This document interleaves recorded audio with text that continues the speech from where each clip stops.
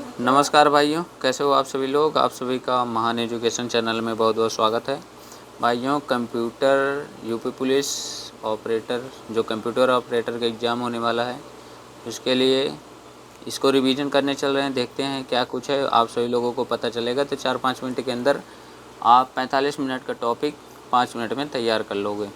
तो सबसे पहले कंप्यूटर के इतिहास वाला जो पोर्शन है उसमें देखते हैं। तो गणना एवं उपकरण, तो इसमें क्या है, सबसे पहले आता है पुराने ज़माने में अबेकस, जिसका आविष्कारक ये मंगोलिया वाली साइड, बेबीलोन वाली साइड हुआ था, ऐसे कुछ था।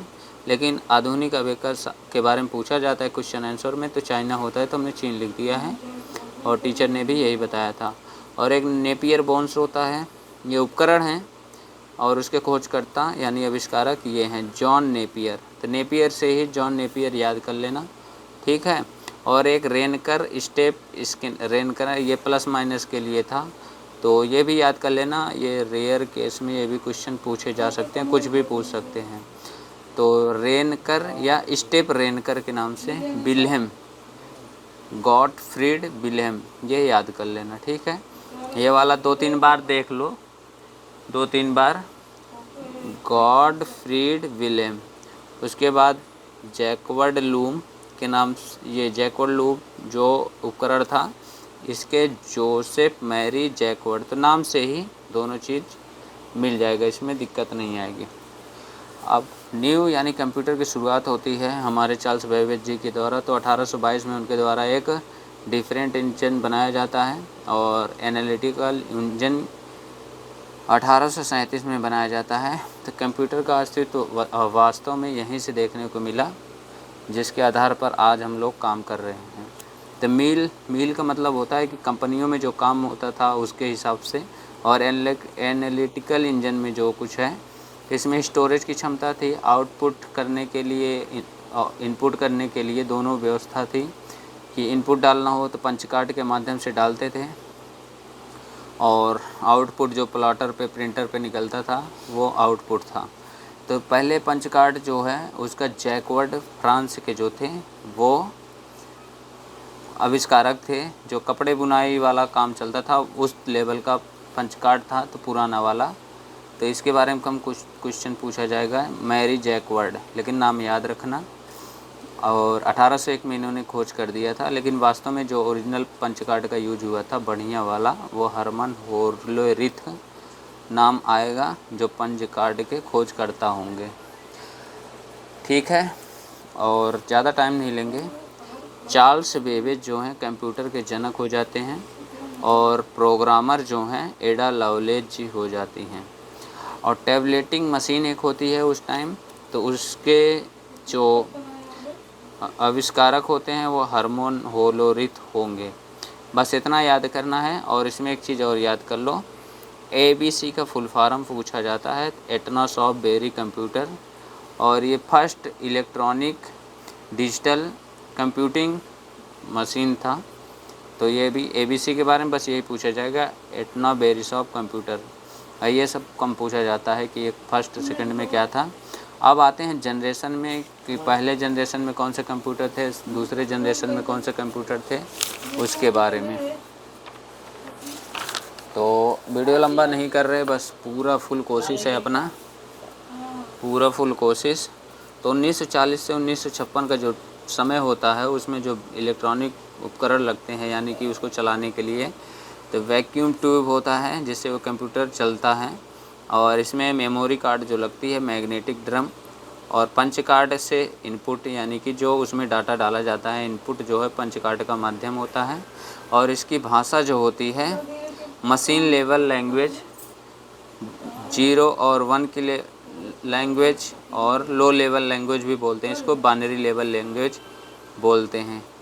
और इसमें एनियाक जो कंप्यूटर थे, एनियाक, एडवैक, यूनिवैक और IBM 701, ये फर्स्ट जनरेशन के प्रमुख कंप्यूटर हो जाते हैं। और आगे चलते हैं। सेकंड जनरेशन 1955-56 से स्टार्ट होता है 1963-64 तक। और इसमें जो है बिजली के उपघटक के लिए जो उपयोग किया जाता है कंप्यूटर के लिए, तो ट्रांजिस्टर होता है। और इसमें जो मेमोरी लगती है मैग्नेटिक कोर लगता है। इसमें लग रहा था मैग्नेटिक ड्रम, और यहाँ पर सेकंड में आते आते मैग्नेटिक कोर हो गया, और इनपुट के लिए अभी भी पंच कार्ड का उपयोग किया जा रहा था। और ये जो भाषा है इनकी हाई लेवल लैंग्वेज की हो गई थी, यानी कि ये फोर्ट्रैन और कोलबोल। और इसमें जो ये अपने थे IBM 1401 कंप्यूटर, IBM 7094 और CDC 1604, ये अपने कंप्यूटर हो जाते हैं। ठीक है, और तीसरे जनरेशन में चलते हैं हम, तो 1964 से 1971 के बीच में तो IC सर्किट, यहाँ पर ये देखो इलेक्ट्रॉनिक कंपोनेंट के लिए IC सर्किट का उपयोग किया जाने लगा तीसरे जनरेशन में। और ये सेमीकंडक्टर के बारे में जानते ही होंगे, ये चिप के बारे में, मेमोरी कार्ड के बारे में। और यहाँ पे भाषा हो जाती है बेसिक, पास्कल और C लैंग्वेज की यूज होने लगती है।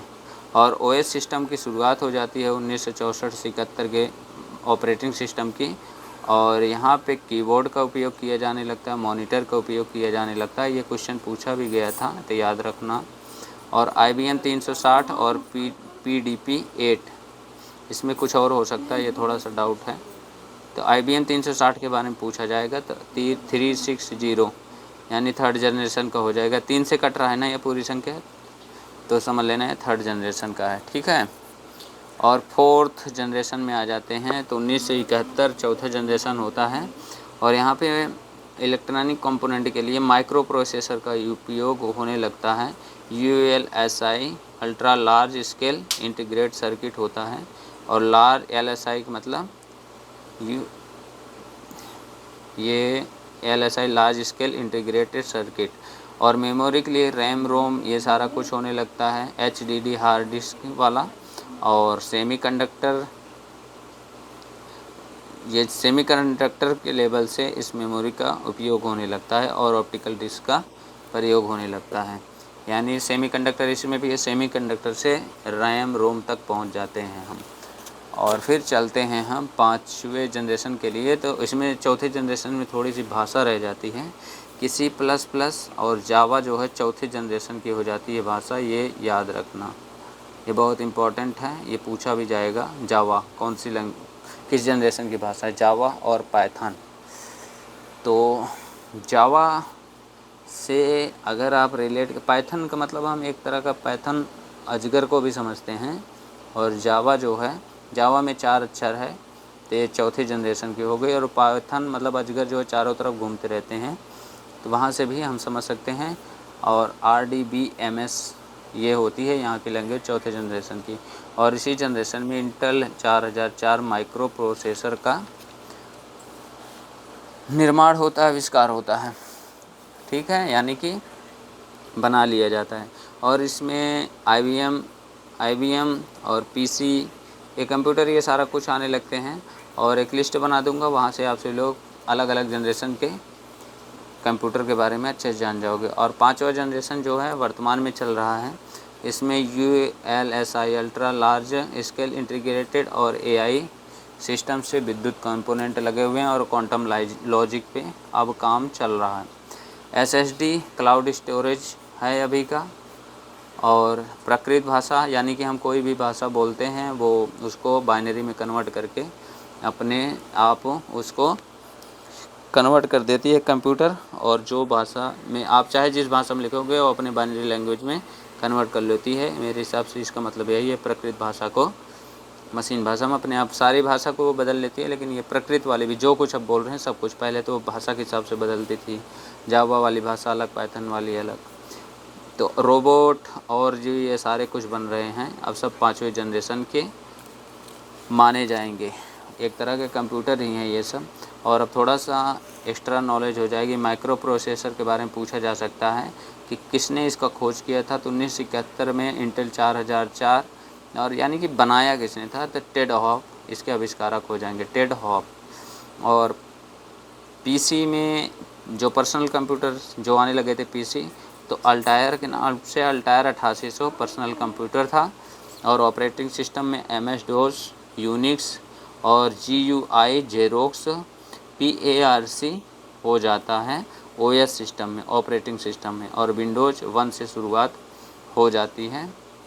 और सुपर कंप्यूटर के जनक जो हो जाते हैं सैमुअल क्रे और CDC 6600 पहला सुपर कंप्यूटर हो जाता है। अगर इसमें और कुछ जानकारी चाहिए तो भाई लोग बता देना।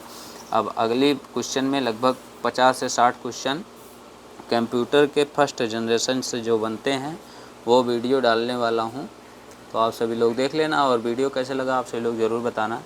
तो शॉर्टकट में आप सभी लोगों को समझाए, लगभग ये 1 घंटा 10 मिनट की क्लास थी और आप सभी लोगों को 10 मिनट में पूरा समझाती है।